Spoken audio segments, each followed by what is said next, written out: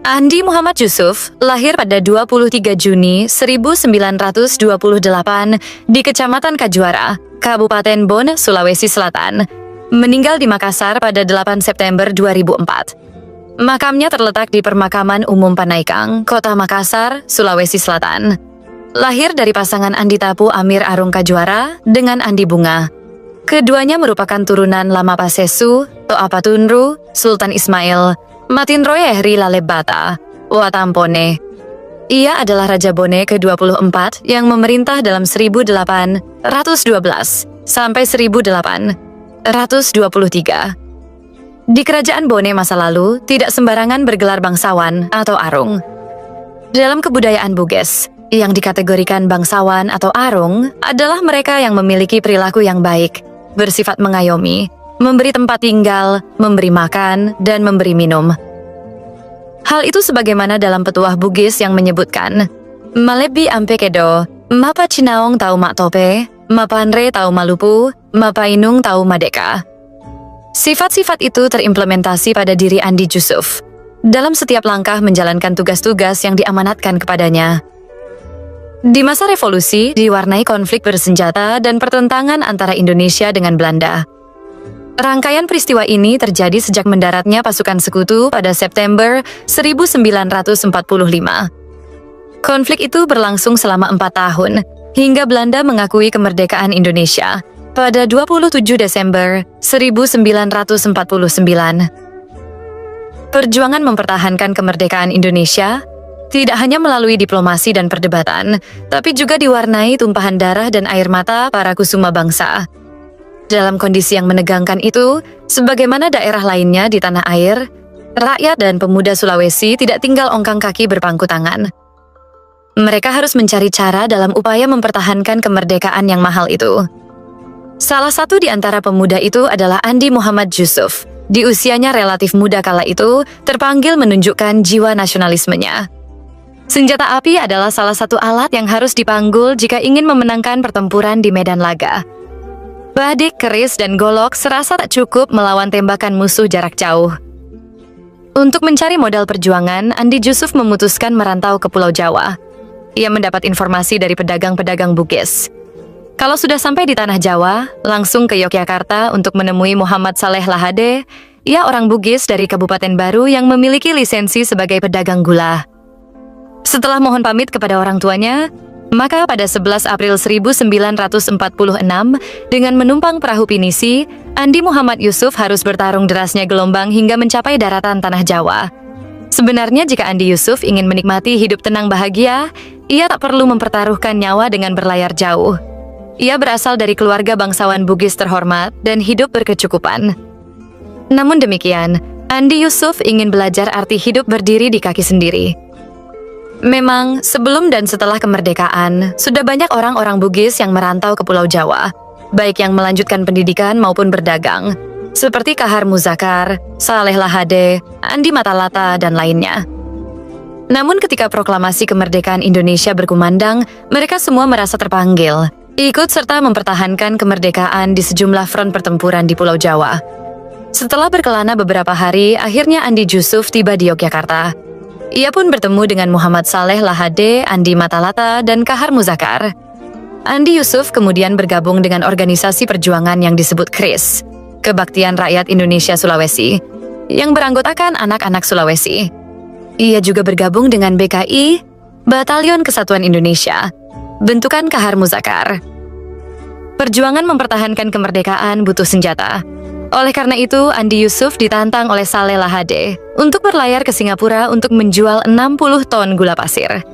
Hasil penjualannya digunakan untuk membeli senjata. Tantangan itu diterima oleh Andi Yusuf.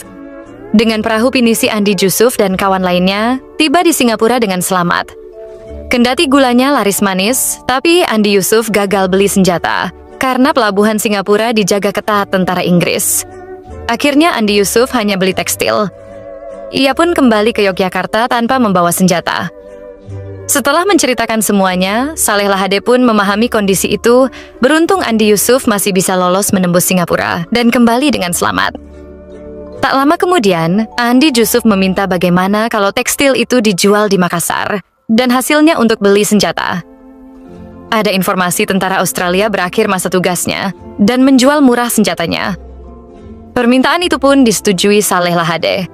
Andi Jusuf kemudian kembali ke Sulawesi dengan membawa beberapa lembar tekstil. Sesampainya di Bone, Andi Jusuf hampir ditangkap polisi lokal atas suruhan abangnya, Andi Gapa. Ia tidak menghendaki adiknya ditangkap dan ditawan oleh tentara Knil Belanda. Ia menghendaki adiknya tinggal saja di kampung.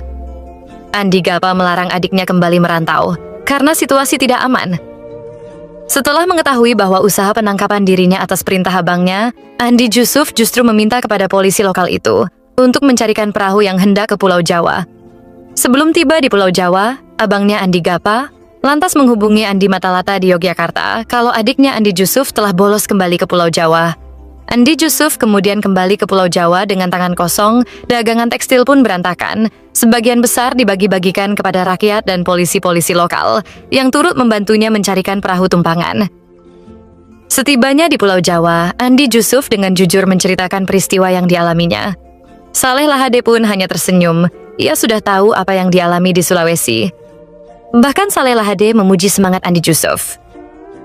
Untuk membantu perjuangan, Andi Jusuf kemudian ingin jadi tentara, sekaligus untuk membuktikan kepada abangnya bahwa dirinya bisa jadi tentara di perantauan. Atas bantuan Andi Matalata dan Kahar Muzakar, akhirnya pada tahun 1946, Andi Jusuf berhasil jadi tentara dengan pangkat kapten dan bertugas sebagai ajudan Kahar Muzakar di staf Komando Pangkalan 10, Angkatan Laut Republik Indonesia di Yogyakarta. Ia pun berjumpa dengan Andi Odang yang juga bertugas di Angkatan Laut. Ketika Markas Besar Tentara Indonesia mengirim pasukan ekspedisi TRIPS ke Sulawesi, Kapten Andi Jusuf dengan bangga dan percaya diri ikut dalam ekspedisi tersebut. Dan ia bersama pasukan lainnya ditetapkan sebagai ekspedisi pertama. Ekspedisi ini sangat bahaya karena harus menembus patroli Laut Belanda. Pada 27 Juni 1946, ekspedisi TRIPS rombongan Andi Jusuf sebanyak 62 personel berangkat dari Situbondo, Jawa Timur dengan perahu pinisi. Namun sial kembali melanda, Andi Jusuf dan rombongan ditangkap patroli Belanda di perairan Bali. Akibatnya, Andi Jusuf dan kawan-kawan digelandang ke Surabaya dan dijebloskan di penjara Kalisosok, penjara paling angker dan ekstrim di Surabaya. Andi Jusuf dan kawan-kawan meringkuk di penjara Kalisosok lebih 1 tahun, dan selama itu, ia dan kawan-kawan kerap dihadiahi bogem dan tendangan pamungkas para sipir penjara. Setelah perjanjian Renville 17 Januari 1948, ada pertukaran tawanan antara Indonesia dan Belanda. Kahar Muzakar diperintahkan oleh Markas Besar Tentara Republik Indonesia untuk berangkat ke Surabaya membebaskan Andi Jusuf dan kawan-kawan. Mereka ditukar dengan 1 peleton tentara Inggris dari Divisi India yang ditawan Republik. Akhirnya Andi Jusuf menghirup udara segar, meskipun tubuhnya berjalan gontai, bak tulang belulang, wajah kusut. Sebagai tentara, selama hayat di kandung badan, jiwa semangat tidak boleh luntur. Setelah itu, Kapten Andi Jusuf beralih ke Angkatan Darat dan bertugas di Korps Polisi Militer Yogyakarta hingga tahun 1949. Dalam perkembangannya, karier militer Andi Jusuf terus menanjak. Pada 1949 sampai 1950, ia menjadi anggota staf Komisi Militer untuk Indonesia Timur. Kemudian pada April 1950, Andi Jusuf menjadi ajudan Panglima TT-7 Wirabuana Kolonel Kawilarang. Pada masa ini, Andi Jusuf terlibat dalam penumpasan pemberontakan tentara Knil pimpinan Kapten Andi Aziz dan penumpasan Republik Maluku Selatan, RMS. Selanjutnya pada 1953 sampai 1954 sebagai Kepala Staf Resimen Infanteri di Manado. Kemudian pada 1955 sampai 1956 sebagai Asisten Kedua Bagian Operasi di TT-7 Wirabuana di Makassar. Pada Oktober 1956, Andi Jusuf sebagai Kepala Komando Reserve Umum di TT-7 Wirabuana dengan pangkat Mayor. Setelah itu, ia menjadi Kepala Staf Resimen Hasanuddin di Parepare dari November 1956 sampai 1957. Pada 1957, Andi Jusuf sempat menandatangani naskah piagam Permesta dan menjadi perwira operasi Permesta. Namun pada akhirnya, setelah markas Permesta pindah ke Sulawesi Utara, ia keluar dari gerakan dan memilih berpihak kepada pemerintah pusat. Karier militer Putra Bugis ini tidak berhenti pada 1958 sampai 1960. Ditunjuk sebagai Kepala Staf Komando Daerah Militer Sulawesi Selatan dan Tenggara di Makassar. Kemudian pada 1960 sampai 1964, Andi Jusuf menjadi Panglima Kodam 14 Hasanuddin dengan pangkat kolonel. Ia menggantikan senior dan kawan sejatinya Andi Matalata. Namun pergantian itu tidak diterima oleh Letnan Kolonel Andi Sele, Komanda Batalion 710, yang meliputi wilayah operasi Parepare dan Mandar. Dari laporan masyarakat Mandar, kehadiran batalion pimpinan Andi Sel dianggap telah menciptakan keresahan di kalangan rakyat Mandar. Andi Sel memonopoli perdagangan kopra sehingga sangat merugikan rakyat Mandar. Andi Sel berusaha mengendalikan perdagangan dengan cara yang berseberangan dengan kebijakan pemerintah pusat. Andi Yusuf menghadapi ujian besar, keamanan di wilayah Mandar dan sekitarnya dikabuti ketegangan. Namun sebagai panglima, ia bertanggung jawab menciptakan kedamaian dalam lingkungan masyarakat. Kondisi tegang itu bukan lagi serangan dari bangsa asing, melainkan dari dalam negeri sendiri, bahkan sahabat sekampung sendiri. Meski demikian, Andi Yusuf berusaha menyelesaikan masalah itu secara damai. Dalam usaha itu, Panglima Andi Yusuf kemudian menyusun rencana untuk menemui Andi Sel secara baik-baik. Kedua tokoh ini adalah rekan seperjuangan ketika berada di Pulau Jawa. Pada 4 April 1964, mendahului pertemuannya dengan Andi Sel, Panglima Yusuf mengunjungi pos Komando Batalion 330 pimpinan Himawan Susanto yang bermarkas di Enrekang. Batalion ini berasal dari Kodam Siliwangi yang ditugaskan di Sulawesi Selatan, dalam rangka menumpas pergerakan DITI pimpinan Kahar Muzakar. Setelah makan bersama dengan prajurit, Panglima Yusuf kemudian memberitahukan maksud kedatangannya. Besok aku akan mengadakan pertemuan dengan Andi Sele agar ia kembali ke jalan yang benar, kata Andi Yusuf. Sebagai putra Sulawesi, saya ingin mengajaknya baik-baik untuk bersama-sama membangun Sulawesi ini. Panglima Yusuf meminta Himawan Susanto agar menyiapkan beberapa anak buahnya. Pertemuannya dengan Andi Sel telah dipersiapkan oleh Letnan Kolonel Edi Sabara. Karena itu, saya minta Himawan Susanto siapkan 1 kompi pasukan untuk pengamanan, kata Panglima Yusuf. Pada Minggu, 5 April 1964, Panglima Yusuf berangkat ke Pinrang, dikawal 1 kompi pasukan. Sebelum berangkat, Komandan Kompi telah mempersiapkan 10 prajurit terbaik untuk menjadi pengawal pribadi Panglima. Lokasi perundingan itu di sebuah bangunan bulog di Desa Lepangeng. Ketika tiba di lokasi, ada ratusan orang berseragam hijau dan bertopi baja sudah menunggu di sepanjang jalan. Mereka ternyata tentara Andi Sele. Pasukan Siliwangi yang hanya 1 kompi ditambah sejumlah kecil pasukan Raiders dari Kodam Hasanuddin, kemudian berbaur dengan pasukan Letnan Kolonel Andi Sele. Awalnya pertemuan berjalan damai, kedua tokoh keluar dari bangunan itu lantas naik mobil bersama. Kemudian mereka bergerak ke rumah dinas Bupati Pinrang Andi Makulau. Sejarawan Anhar Gonggong menyebut, dalam perjalanan menuju rumah Bupati, di sebuah pertigaan, mobil yang seharusnya belok ke kanan menuju rumah Bupati, tapi melaju lurus seolah-olah hendak menuju Parepare. Ada juga yang menyebut Jeep Mambo yang ditumpangi pengawal Andi Sele mendadak menyalip mobil Panglima Yusuf. Pengawal Andi Sele yang bersenjata Bren lantas meloncat turun. Tindakan itu akhirnya memicu perang berdarah. Tembak-menembak jarak dekat antara pengawal Panglima Yusuf dan Andi Sele pun tak terelakkan. Berondongan peluru menghujani Panglima Yusuf dan para pengawalnya. Mobil yang ditumpangi itu menjadi penuh lubang. Tembak-menembak makin sengit, tatkala pasukan Panglima Yusuf yang sebelumnya tertinggal di belakang tiba di lokasi. Giliran mereka menghujani anak buah Andi Sele dengan berondongan timah panas dari senjata serbu. Saat pertempuran berkecamuk, Peltu Daud melompat ke arah Panglima Yusuf untuk memberikan perlindungan dan membawanya ke mobil di depannya.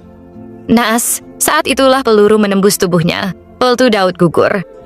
Pasukan Andi Sele tak berhenti.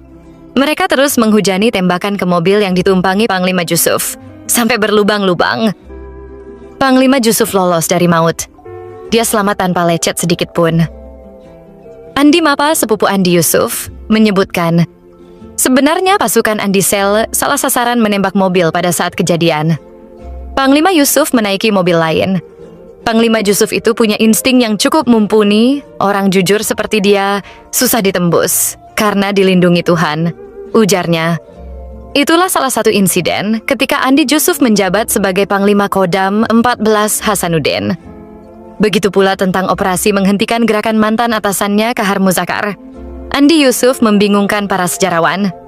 Ketika ia ditanya perihal kematian Kahar Muzakkar, Andi Yusuf hanya menjawab, "Kamu tidak perlu tahu itu."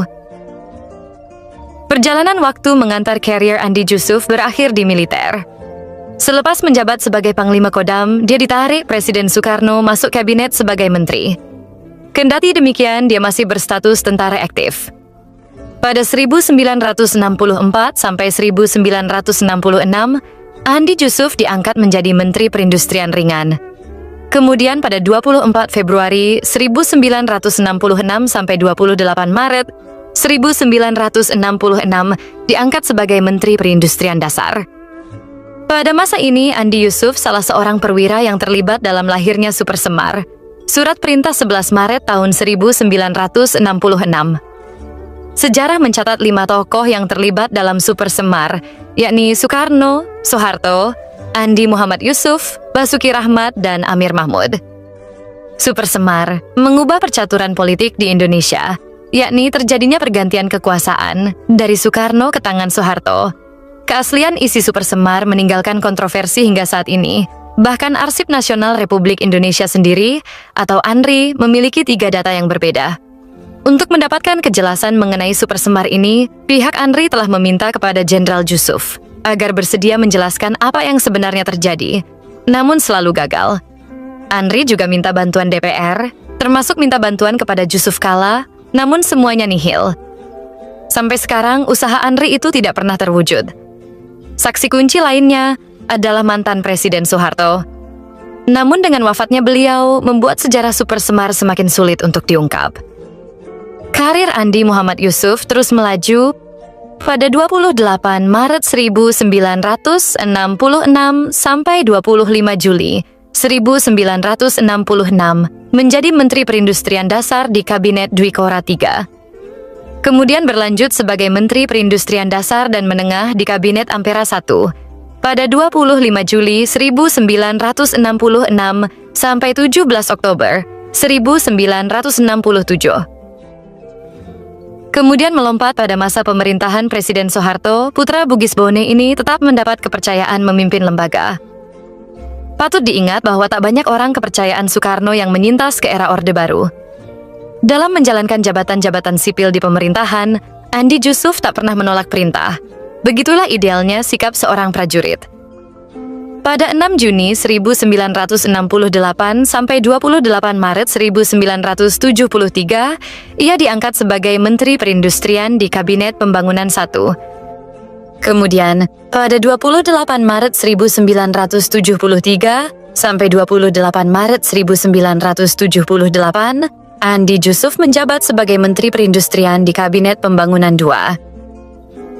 Pada masa ini, Andi Muhammad Yusuf sempat mengantarkan Presiden Soeharto untuk pertama kalinya menginjakkan kaki di bumi Arung Palaka, yakni ketika peresmian pabrik gula Bone pada 15 Oktober 1975. Kunjungan kedua Presiden Soeharto di Bone pada 26 Agustus 1981 ketika mengikuti panen raya operasi Lapo AC di Kecamatan Awangpone. Setelah jeda 13 tahun, akhirnya Andi Muhammad Yusuf mencapai puncak militer tertinggi. Andi Yusuf terkejut ketika ditunjuk Soeharto sebagai Panglima ABRI. Ia tidak pernah bermimpi apalagi membayangkan dirinya menjadi jenderal berbintang 4 dan memimpin ABRI. Berpuluh tahun berada di luar organisasi ketentaraan, tak heran sebelum pelantikan, bila Pak Yusuf merasa perlu untuk berlatih selama 3 hari soal baris berbaris di ruang tamu rumahnya. Pengawas latihan adalah Eli Yusuf, istrinya. Pada 28 Maret 1978, bertempat di Istana Negara, ia dilantik sebagai Panglima ABRI, merangkap Menteri Pertahanan dan Keamanan. Sebagai Panglima ABRI, Pak Yusuf ditugaskan Presiden Soeharto untuk memulai proses mengintegrasikan atau memanunggalkan ABRI dengan rakyat. Untuk itu, pada tahun 1980, Pak Yusuf mencetuskan program ABRI Masuk Desa, AMD, dengan tujuan untuk membantu masyarakat desa dalam menyelesaikan setiap permasalahannya. Prajurit dikirim ke daerah pedesaan membantu pembangunan infrastruktur, rakyat dan prajurit berbaur jadi satu. Dalam setiap kesempatan ia turun ke lapangan. Ia sangat dekat dengan prajurit. Pak Jusuf dicintai rakyat. Namanya populer, anak-anak pun tahu kalau itu adalah Jenderal Jusuf. Selama masa jabatannya sebagai Panglima ABRI, Jusuf mengembangkan reputasi sebagai jenderal yang memperhatikan kesejahteraan anak buahnya. Ia secara rutin berkeliling daerah untuk mengunjungi tentara dan menanyakan tentang keluarga dan kondisi mereka. Hal ini membuatnya sangat populer di jajaran ABRI dan rakyat. Kepopuleran Jenderal Jusuf dianggap ancaman oleh Presiden Soeharto. Lantaran terlalu sukses, jaringan intelijen Soeharto yang dimotori Letnan Jenderal LB Mordani memasok informasi ke istana. Jenderal Jusuf dinilai memiliki ambisi politik. Muncullah informasi intelijen yang menyebut niat Jenderal Jusuf menggalang kekuatan internal untuk menjadi presiden. Hal itu terbaca dari seringnya Jenderal Jusuf mengunjungi barak-barak prajurit, serta perhatiannya yang besar terhadap kesejahteraan dan perlengkapan pasukan. Diduga Jenderal Jusuf sedang melakukan penggalangan kekuatan. Kasak-kusuk makin kencang.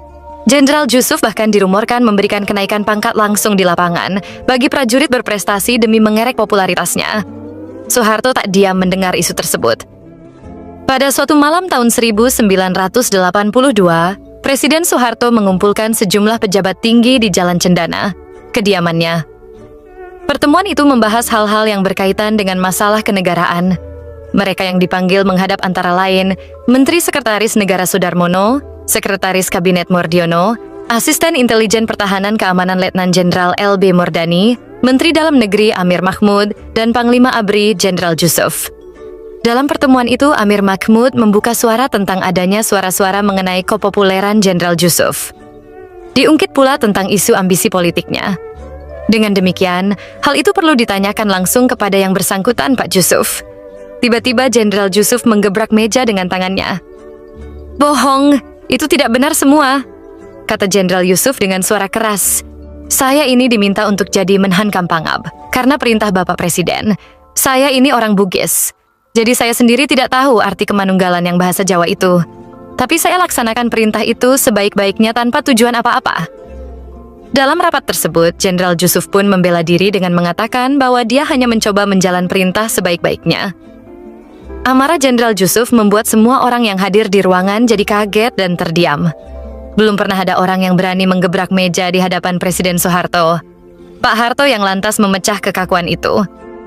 Dengan nada dalam, Presiden Soeharto menyudahi rapat. Sudah. Karena suasana tidak memungkinkan lagi, rapat kita akhiri sampai sekian saja," ujarnya. Peristiwa gebrak meja di hadapan Presiden itu menjadi titik terendah hubungan Jenderal Jusuf dengan Presiden Soeharto. Setelah peristiwa itu, Panglima Jusuf tak pernah mau menghadiri rapat kabinet di Binagraha. Ia hanya mengutus Wakil Pangap dan Panglima Kopkamtib, Laksamana Sudomo. Pada awal 1983, Soeharto memberitahu Jenderal Jusuf bahwa akhir jabatan sebagai Panglima ABRI akan berakhir pada April. Presiden Soeharto telah menyiapkan penggantinya. Sosok tersebut adalah LB Mordani yang sering melaporkan kepopuleran Pak Jusuf ke istana. Jenderal Jusuf tak terkejut dengan pemberitahuan itu.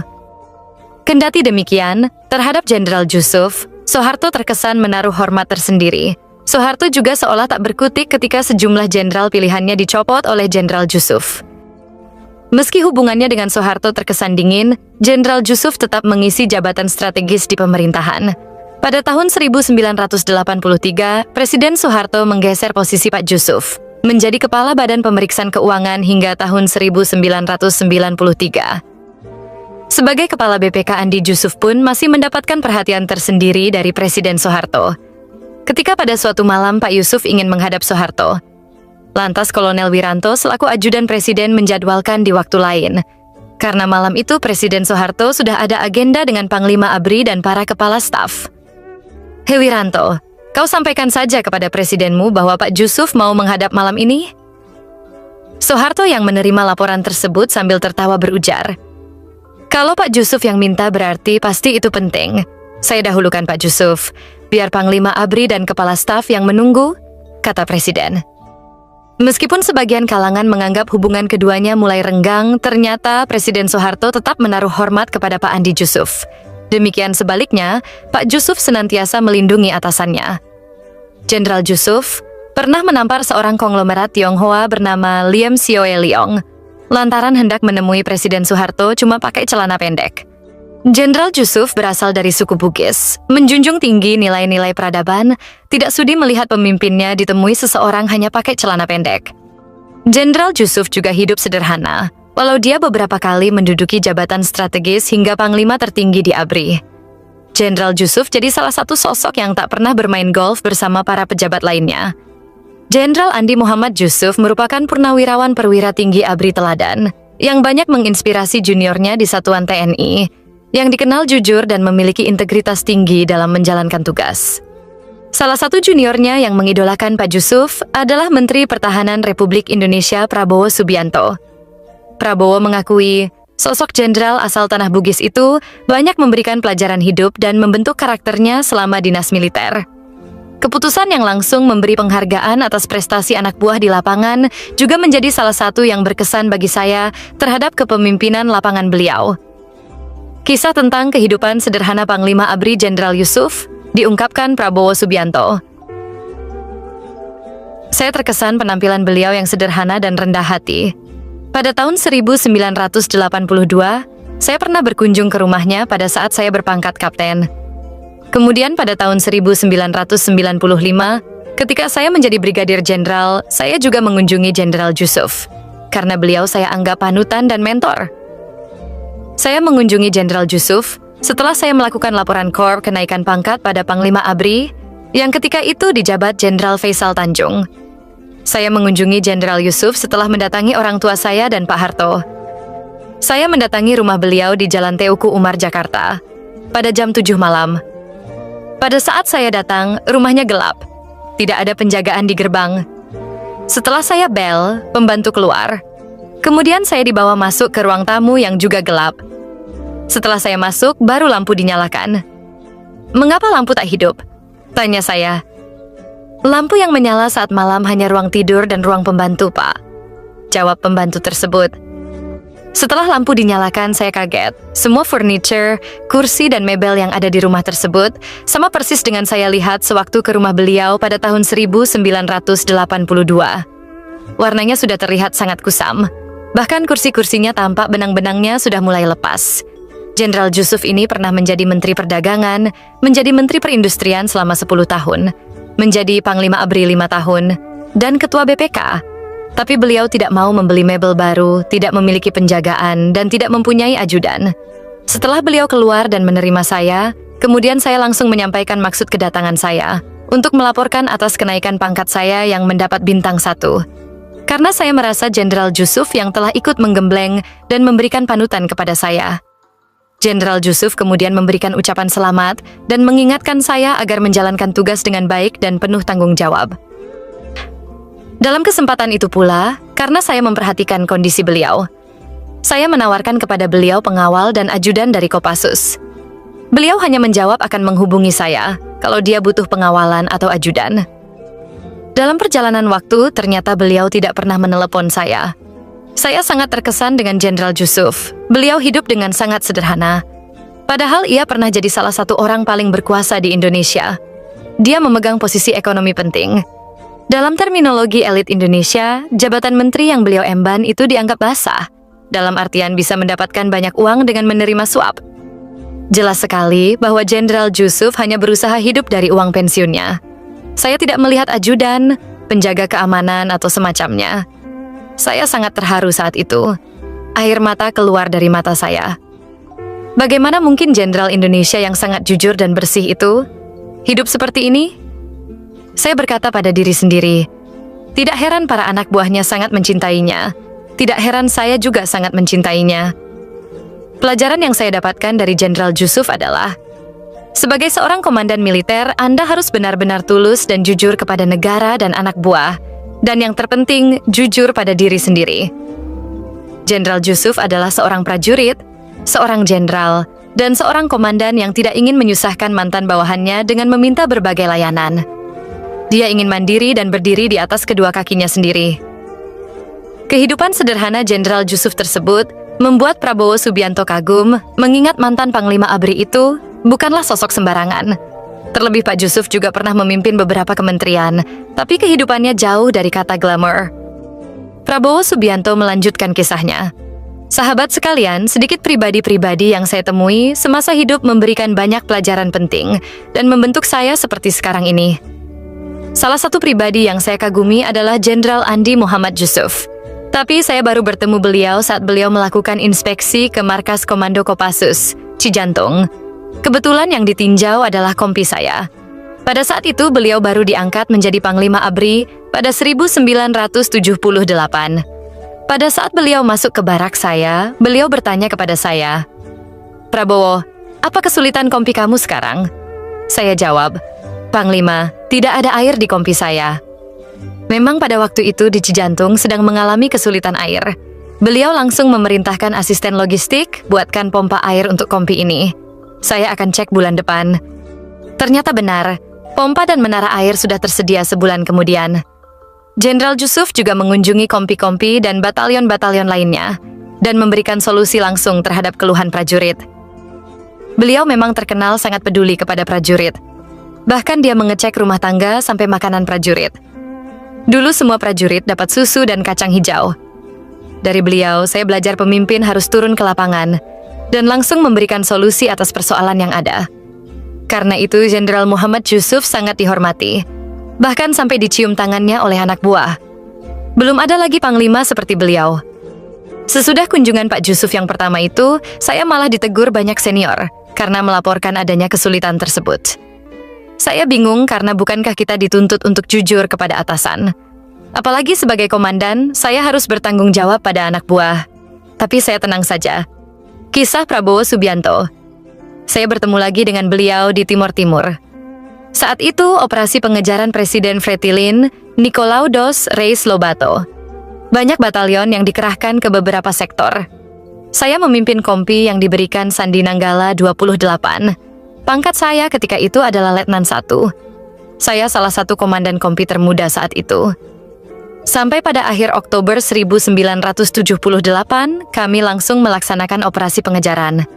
Alhamdulillah, pada 31 Desember 1978 siang hari, Lobato bersama pasukannya berhasil kami sergap.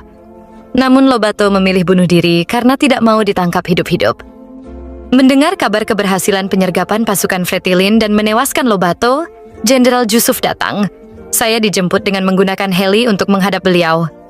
Sebagai hadiah, satu peleton pasukan saya yang menyergap itu naik pangkat luar biasa dan langsung pulang ke Jakarta hanya 3 bulan operasi.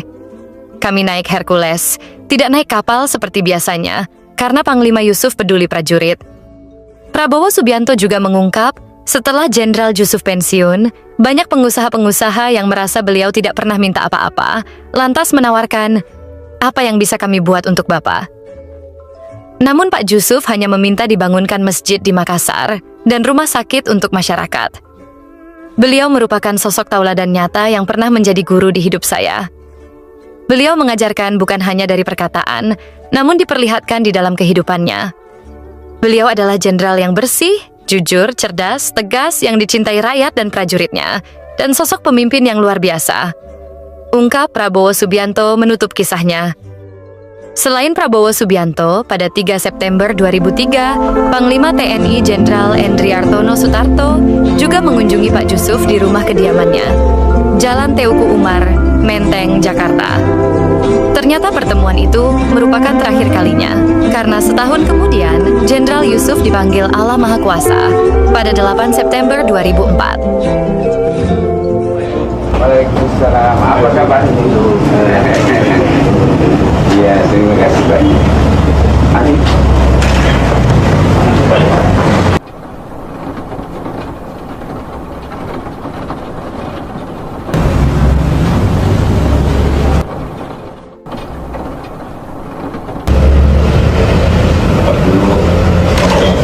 Panglima menjadi sangat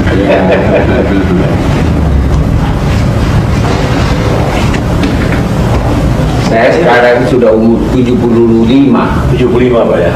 tapi insya Allah Tuhan menghendaki bulan Juni nanti saya menjadi 76. Wah, Bapak masih sehat sekali Pak. Harus pulang dulu ke Makassar Iya. karena di sana ada dokter spesialis untuk diabetes pabrik gula. Bulan. Iya. Profesor John Adam namanya. Oh. Tapi dia baru datang dari Paris lagi ini hari. Itu aja. Ya. Tapi tolong. Pak dulu operasi Panglima menjadi sangat. Ya. Selain hobi keliling mengunjungi barak prajurit, Jenderal Jusuf ternyata gemar serba cepat dan hobi ngebut. Ketika sebagai Panglima Kodam 14 Hasanuddin, ada satu kebiasaan Jenderal Jusuf, suka menyetir jeep dinasnya sendiri. Padahal, ketika itu daerah militer yang dibawahinya sedang rawan-rawannya. Tapi tanpa kenal takut, sang jenderal tetap jalankan hobinya, menyetir jeepnya sendiri. Tentu saja, hobi Jenderal Jusuf ini selalu bikin para pengawalnya ketar-ketir. Selalu was-was dan takut. Takutnya tiba-tiba saat menyetir, jeep sang jenderal dapat serangan atau mengalami kecelakaan. Ketika itu, TB Silalahi dan pasukannya dapat tugas mengawal Jenderal Jusuf yang sedang melakukan inspeksi pasukan menumpas pemberontakan Andisel. Saat itu, TB Silalahi dibuat ketar-ketir. Jeep yang disetiri sendiri oleh Jenderal Jusuf tiba-tiba melesat menyalip mobil dan panser yang mengawalnya. Karuan saja, TB Silalahi kalang kabut. Dibuat takut oleh aksi bosnya itu. Apalagi kemudian jeep yang disetiri Jenderal Jusuf menghilang tak terkejar. Tapi TB Silalahi akhirnya bernafas lega setelah bosnya itu selamat. Kepada bosnya, TB Silalahi sempat mengeluhkan aksi nekat bosnya yang bikin dia takut setengah mati. Mendengar itu dengan entengnya Jenderal Jusuf menjawab. Katanya, ia terpaksa ngebut karena panser yang mengawalnya jalannya lambat. Habis, panser kalian jalannya terlalu pelan. Begitu kata Jenderal Jusuf. Menurut Pak Jusuf, kegemarannya ngebut bukan tanpa alasan. Kalau kau membawa oto secara cepat, biasanya yang mau mencegat kita berpikir dulu. Paling tidak susah untuk dijadikan sasaran sniper, katanya. Aksi ngebut Jenderal Jusuf juga dikisahkan Andi Matalata. Dalam autobiografinya, Meniti Siri dan Harga Diri, Andi Matalata mengisahkan kejadian itu berlangsung saat Andi Jusuf hendak menghadiri resepsi pernikahannya di Baru, 5 Oktober 1951. Karena baru saja tiba dari Jakarta, Andi Jusuf berupaya buru-buru ke Baru menggunakan jeep. Mengetahui hal itu, Nyonya Alim Bahri yang sangat ingin menghadiri resepsi Andi Matalata, lantas ia minta tumpangan sama Pak Jusuf. Jarak Makassar dengan Baru jauhnya lebih 100 km, hanya ditempuh kurang dari sejam. Di belakang duduk sendirian Nyonya Alim Bahri. Setelah Andi Jusuf tiba di tempat resepsi, barulah beliau menoleh ke belakang melihat penumpangnya. Tiba-tiba beliau heran karena tidak ada orang yang duduk di belakang. Ternyata penumpangnya sudah pingsan dan terjatuh di lantai mobil. Memang Andi Jusuf senang ngebut. Sampai beliau berbintang 4, masih senang ngebut. Kata Andi Matalata. Di masa tuanya, Jenderal Andi Jusuf pulang kampung. Rumahnya di Jakarta dihibahkan dan memilih tinggal di rumahnya, Jalan Sungai Tangka Makassar. Akhirnya, Jenderal Andi Muhammad Jusuf mengembuskan nafas terakhirnya pada 8 September 2004 dalam usia 76 tahun. Disusul istrinya Eli Sailan meninggal pada 11 Oktober 2014. Selamat jalan Jenderal.